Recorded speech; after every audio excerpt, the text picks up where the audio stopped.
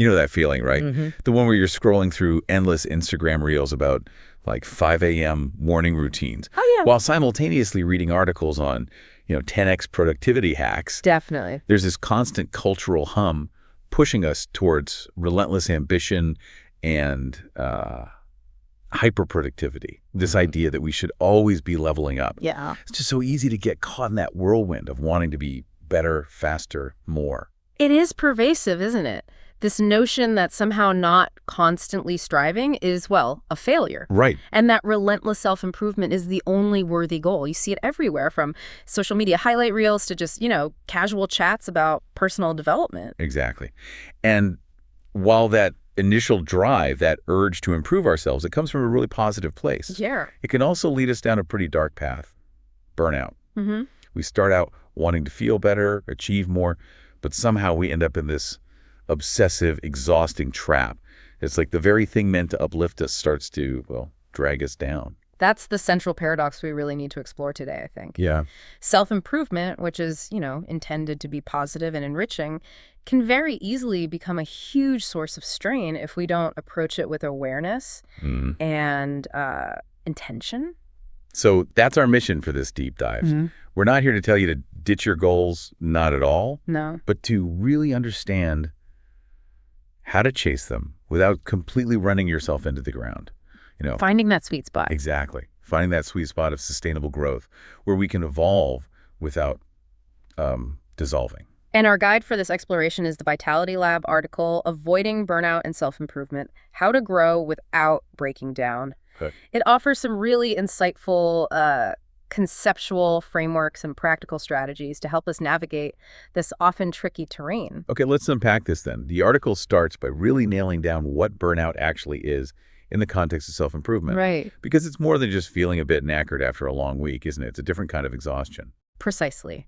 The article defines burnout as chronic emotional, physical, and mental exhaustion caused by prolonged and excessive pressure. Chronic. Yep. That's the key word. It is. And while we most often associate this with, say, the stresses of the workplace. Yeah, job burnout. Exactly. It's becoming increasingly relevant to our personal growth journeys. It's really about that sustained feeling of just being depleted.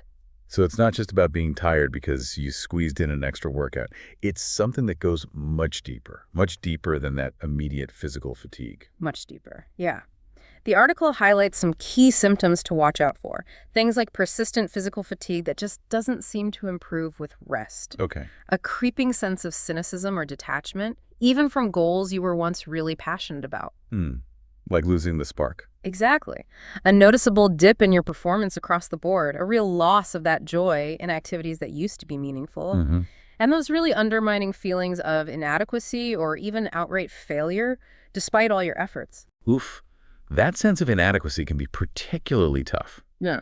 Especially when you feel like you should be feeling better Yeah. because you're actively investing in yourselves. Yeah. And the article gives some really relatable examples of how this plays out specifically in a self-improvement context. And what's fascinating here is how those seemingly positive self-improvement behaviors can actually morph into sources of burnout. How so? Well, think about obsessively tracking every single calorie you consume or every minute of your productivity. Been there. Or that relentless pursuit of perfection where anything less than flawless feels like a complete failure. Yeah, the all or nothing trap. Right. Then there's the guilt that inevitably creeps in when you miss a planned routine. Oh, the guilt. Yeah. Or that constant, often unfavorable comparison to those hyper-disciplined people we see relentlessly documented online. All of these things can contribute to a real sense of being just emotionally drained. It almost feels like we're inadvertently creating a second full-time job for ourselves. This constant demanding job of self-optimization. And the article makes a crucial distinction here, highlighting that unlike workplace burnout, a significant chunk of this is, self-inflicted. Yes, that self-imposed nature of self-improvement burnout is absolutely key to understanding it. Right. Unlike the external pressures you might face from a demanding boss or, looming project deadlines, this type of burnout often stems from our own internal drive, which ironically can be both a huge strength and a considerable weakness. So we're the ones setting these often completely unrealistic expectations for ourselves. Often, yes. overloading our already packed schedules with endless new habits and routines, and perhaps most damagingly, neglecting the very things that would actually help us recharge and recover, like enough rest and moments of genuine playfulness. Exactly. There's often this huge overemphasis placed on the tangible outcomes, the number on the scale, the promotion, the new language learned. The metrics. The metrics, rather than truly appreciating the journey itself and the intrinsic experiences along the way. And for some people, their very sense of identity becomes so deeply intertwined with this relentless pursuit of constant progress that any perceived setback can feel like a profound personal failure. And that's the really tricky spot, right? Where the line blurs almost imperceptibly between healthy ambition and this really self-destructive, all-consuming perfectionism. It is. It can be incredibly difficult to even recognize when you've actually crossed over that invisible line. Which perfectly brings us to the psychology of sustainable growth. Okay. The article introduces self-determination theory, or SDT. SDT. Which I think offers a really useful and insightful lens for understanding why some of our self-improvement efforts ultimately lead to flourishing, while others, well, unfortunately pave the way to burnout. Okay, tell me more. What's the core idea behind self-determination theory, SDT? Well, it was developed by Deci and Ryan, and SDT essentially posits that our overall well-being and our innate ability to grow and thrive are deeply fundamentally connected to fulfilling three basic psychological needs. Three basic needs: autonomy, competence, and relatedness. Autonomy, competence, and relatedness. Okay, let's break those down. Autonomy is about feeling like you're in control. Exactly. Like you have a genuine say in what you're doing and maybe more importantly, why you're doing it. Precisely. When our self-improvement efforts start to feel less like conscious choices and more like rigid obligations. Like chores. Yeah, like chores, or something we feel we have to do rather than something we genuinely want to do. That fundamental need for autonomy is inevitably frustrated. Think about forcing yourself onto a workout plan you secretly dread every single time. Got it. That feeling of being trapped in your own plan. Okay, and competence, that's about feeling effective, capable. Yes. Like you're actually making progress and developing skills, becoming proficient. Exactly. If your self-improvement goals consistently feel completely out of reach, or if you're setting yourself up for repeated failure with overly ambitious, unrealistic targets, that crucial sense of competence inevitably suffers. Imagine trying to learn a whole new language and setting a goal of fluency in just 1 month. Yeah, that sounds less like a goal and more like a recipe for frustration. Right. Immediate frustration. And then there's relatedness that's about feeling connected to others.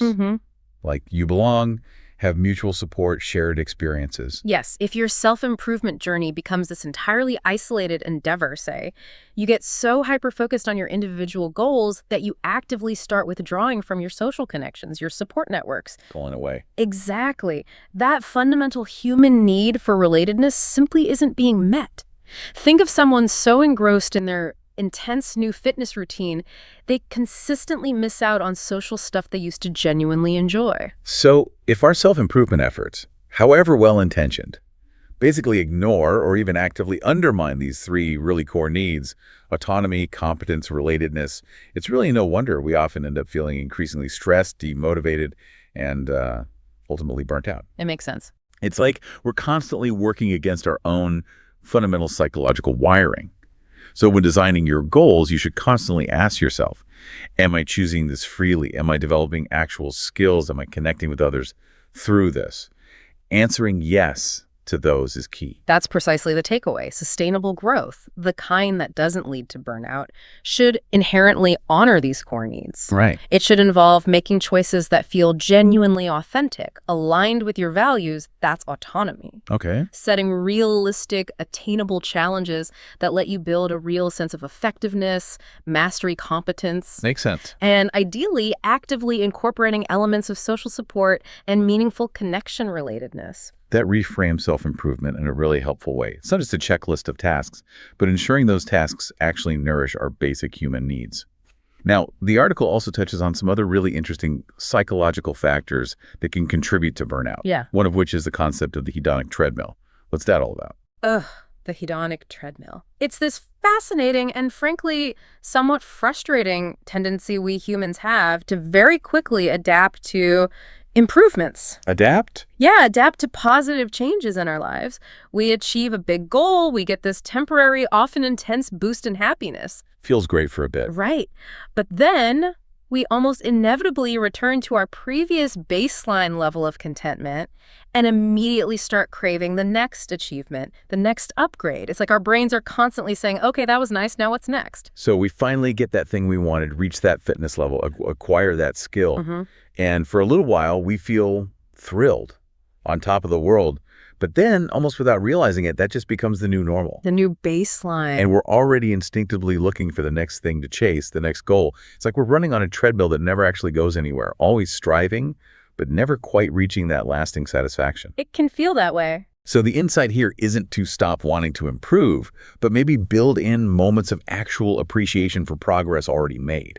Like a weekly reflection, maybe. Precisely. Instead of solely focusing on the next milestone. And this constant cycle of striving and adapting can definitely contribute significantly to burnout because we're never truly allowing ourselves to feel fully content or adequately rested. There's always another metaphorical mountain to climb. And to make matters potentially worse, the article also highlights how the often highly curated, idealized content we see online can significantly inflate our expectations of what's normal or achievable. We're constantly bombarded with these seemingly perfect lives, relentless streams of impressive achievements. It's overwhelming. And our own often very real and steady progress can start to feel, well, inadequate in comparison. So that feeling we talked about at the start, the pressure from social media, the psychological tendency, really amplifies that, doesn't it? Exactly. When our personal benchmark for normal or acceptable progress is constantly being skewed by these highly curated, often totally unrealistic portrayals,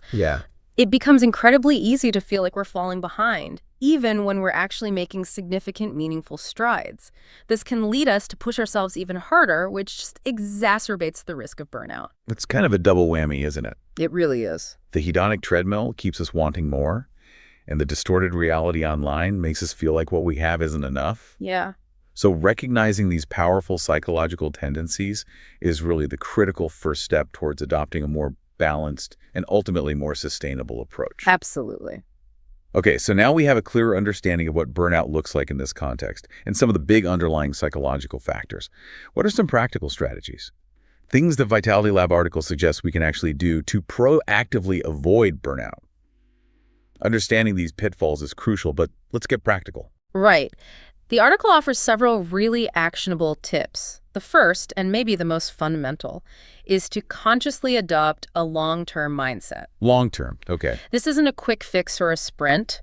True, lasting self-improvement is much more like a marathon than a short burst of intense effort. I really like that analogy. Yeah. It immediately takes the pressure off those immediate, often unsustainable transformations we see promoted everywhere. It does. So instead of only focusing on what you can achieve in the next 30 days, maybe shift your perspective to thinking about your, say, 5-year vision for growth. Exactly. Thinking in years rather than just weeks or months helps cultivate patience. It allows for setbacks, encourages a more sustainable pace. Makes sense. The article also strongly emphasizes focusing your energy by working on just one new habit at a time. Oh, this really resonates.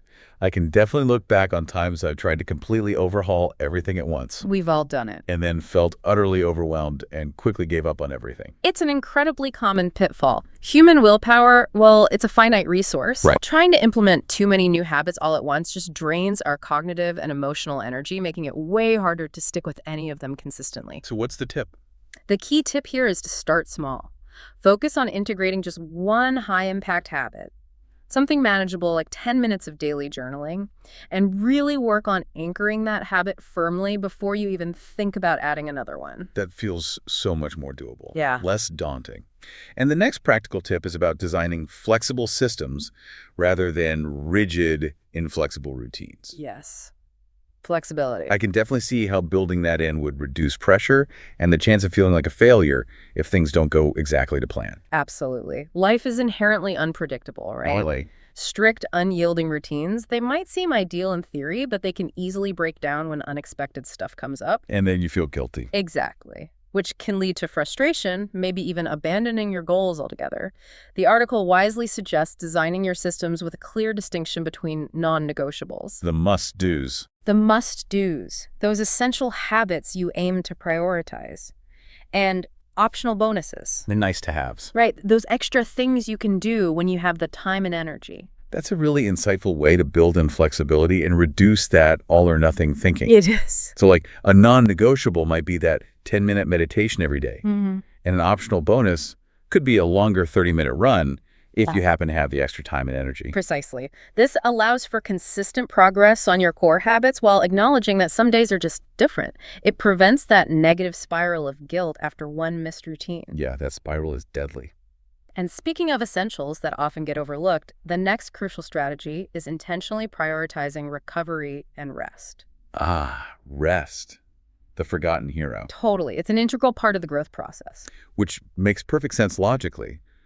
But it's so often the first thing we sacrifice in the pursuit of productivity. It is. We feel like we have to be constantly on, actively working towards goals every waking moment. Exactly. We often mistakenly equate constant effort with guaranteed progress.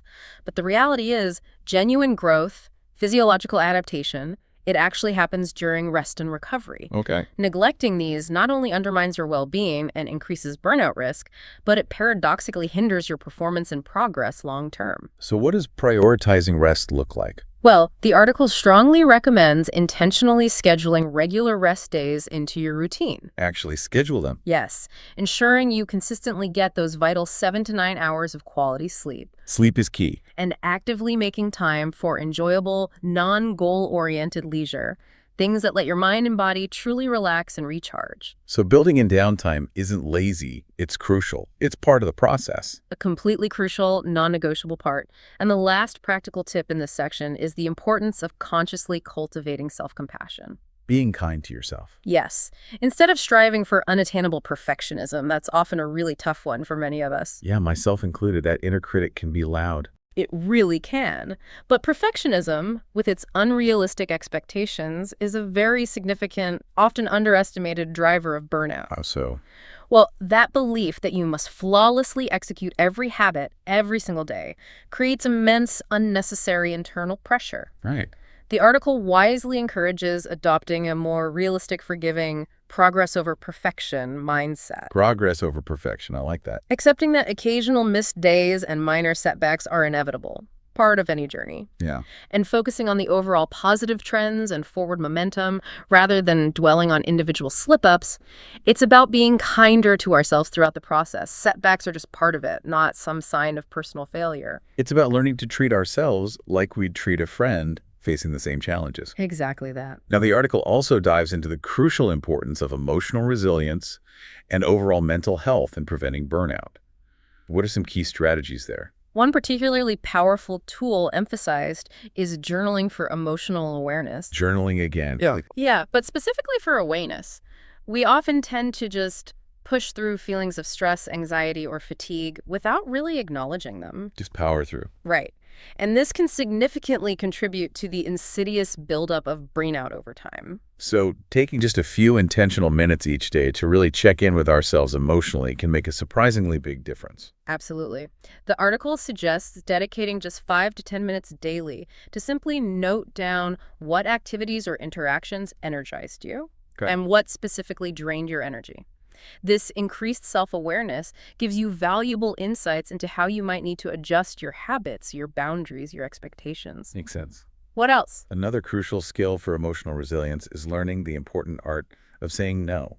Definitely easier said than done for many. Oh, for sure. We often feel obligated to say yes, especially if it seems to align with self-improvement goals, even if we intuitively feel overwhelmed or stretched thin. But consistently overcommitting, even for positive change, inevitably fragments our attention, depletes our limited energy, increases stress. So how do we filter? The article recommends using a priority filter. Before agreeing to new commitments, ask yourself honestly, does this truly align with my deepest goals and core values? Okay. If it doesn't, it's perfectly okay, essential, even to politely decline. That's a really helpful filter. And the article also touches on actively seeking out community, right? Yes, nurturing a supportive sense of community. Self-improvement can sometimes feel very solitary, very isolating. Especially now, yeah. And that very sense of isolation can significantly contribute to feelings of burnout and disconnection. So connection helps. And immensely. Connecting with like-minded individuals provides invaluable emotional support, accountability, and often offers fresh perspectives on our challenges. Where do you find that? The article suggests actively seeking out relevant hobby clubs, mastermind groups focused on growth, or even supportive online forums where development is valued in a healthy, non-obsessive way. It's about finding that sense of belonging, shared experience, knowing you're not navigating it all alone. Exactly. And finally, the article makes a really interesting, maybe counterintuitive point about the role of joy. Joy. As a growth strategy. As a legitimate growth strategy, yes. Okay. We often mistakenly think of self-improvement as this inherently grueling, unpleasant, almost punishing process. Like it has to hurt to work. Right. Constant sacrifice and discomfort. But that simply doesn't have to be the case. And in fact, it shouldn't be. So joy helps resilience. Absolutely. Yeah. Actively pursuing activities you genuinely enjoy plays a vital role in fueling your intrinsic motivation, enhancing your resilience to stress, and making the whole process of growth much more sustainable long-term. Like what kind of activities? The article encourages intentionally integrating your favorite hobbies, playing music, cooking, hiking, gaming, whatever it is, into your regular routine. It's about consciously creating a healthier balance between discipline and genuine pleasure. That's a fantastic reminder. Self-improvement shouldn't feel like constant self-punishment. It should enrich our lives, make them feel bigger. Exactly. More holistic. Now, to really pull all these insights together, the article presents a practical, burnout-proof goal-setting framework. Can you walk us through that? Sure. It's a relatively simple but really effective 5-step model designed to build in sustainability right from the start. Okay, step 1. Step 1 is clearly defining your why. The deep underlying emotional reason driving the goal. This taps into intrinsic motivation, gives you an anchor for when things get tough. So not just lose weight, but maybe feel more energized to play with my kids. Exactly, that deeper level. Yeah. Step 2 is the what? Clearly defining the specific goal. Measurable, clear. Then comes the how, outlining realistic, actionable steps to get there. The actual plan. The plan. Step 4 is when, which emphasizes setting a flexible timeline with regular check-ins, not rigid pressure cooker deadlines. That flexibility seems key again. Minimizing stress if things take longer than expected. Absolutely crucial. And the final, often overlooked but incredibly important step is the rest plan. The rest plan. Proactively scheduling dedicated periods of rest and recovery into your overall plan to actively prevent burnout before it even starts. So it's not just planning the work, but intentionally planning the rest. It's integral. Totally integral. The article provides a really clear example of this framework in action. Let's hear it. Yeah, someone wanting to feel more energized for their family, the why. Okay. Setting a specific goal to lose 5 kilograms in 3 months, the what. Specific. By walking 4 times a week and reducing processed foods, the how. Actionable. Scheduling monthly reviews with a flexible timeline, the when. Flexible. And intentionally, including rest days plus 1 completely untracked weekend per month, the rest plan. Ah, the untracked weekend. Nice. Yeah. It really illustrates how to put the whole framework into practice, balancing ambition and effort with proactive self-care. It really does tie everything together in a cohesive, actionable way. The fundamental message here seems to be that self-improvement should ultimately make our lives feel bigger, richer, more fulfilling, Yes. not smaller, more restrictive, and increasingly stressful. Precisely. It's all about consciously finding that sustainable, healthy balance between discipline and rest, ambition and joy, structure, and self-compassion. Sustainable growth isn't about relentlessly pushing to the absolute limit. It's about consistently cultivating a more resilient, fulfilled, balanced version of yourself over time.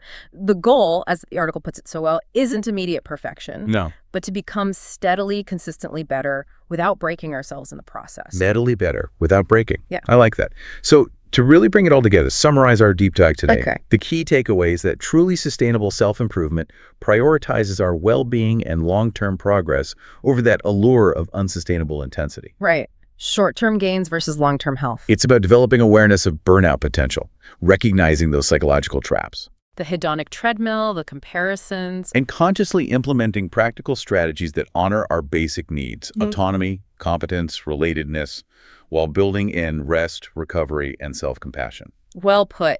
And this leads naturally to a really important question for you, our listener, to consider. Okay. Take a moment to reflect honestly on your own current self-improvement efforts. Where might you be, perhaps inadvertently, prioritizing relentless hustle over your own health and well-being?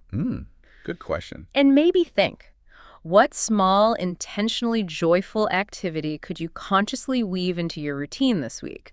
Not as another obligation, another should. On another task. Exactly.